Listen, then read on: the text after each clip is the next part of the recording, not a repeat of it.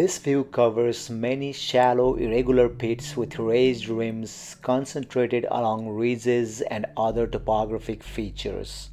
So, how did these odd features form?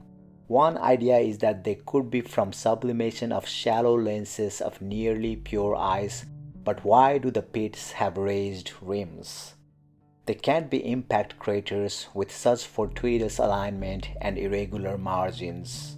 They aren't wind-blown deposits because there are many boulders too big to be moved by the wind.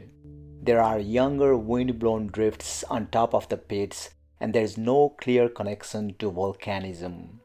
Some speculate that there were ancient oceans over this region that somehow explains these features.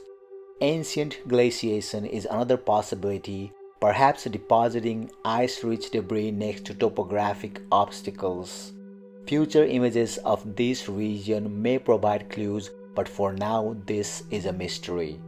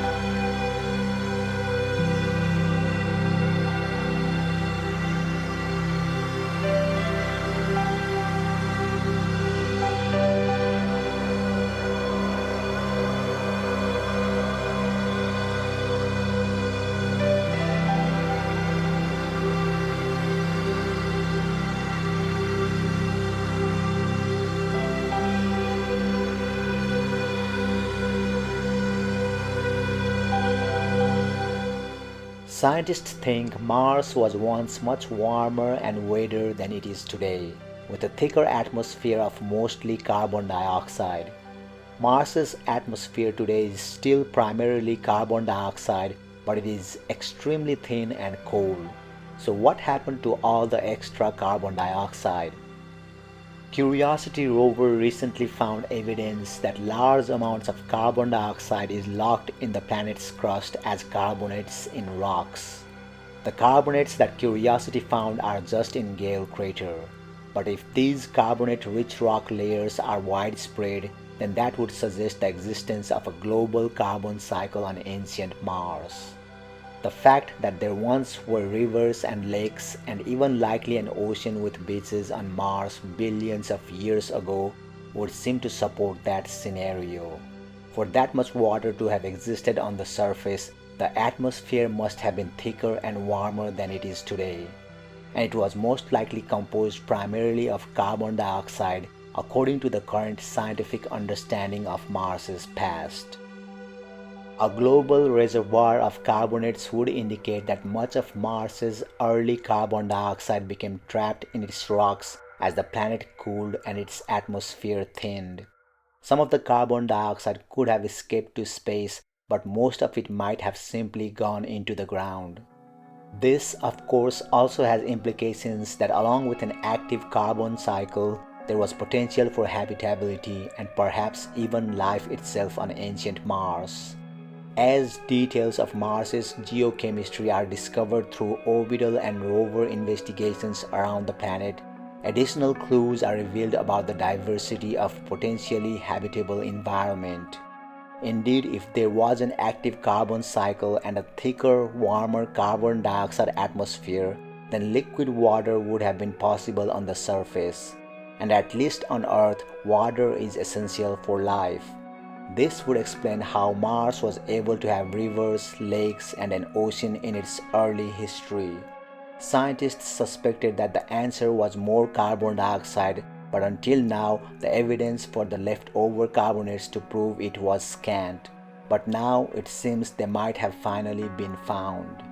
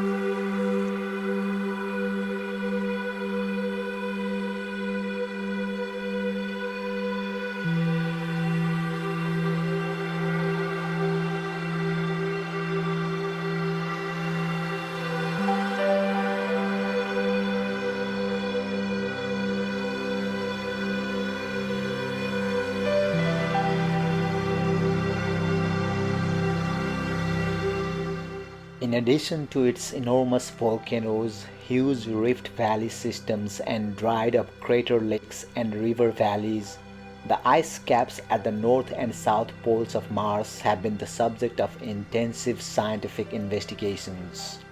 Martian northern polar cap is comprised of at least 50% water ice, with the remaining material being frozen carbon dioxide. The southern polar cap has only a small amount of water ice mixed with carbon dioxide ice. The southern polar cap is up to 1500 meters thick and, like the ice sheet at the North Pole, has a volume of approximately 1.6 million cubic kilometers. Together, these two poles have slightly more ice than Greenland ice sheet, which has a volume of just under 3 million cubic kilometers. These ice caps grow in the winter and shrink in the spring and summer.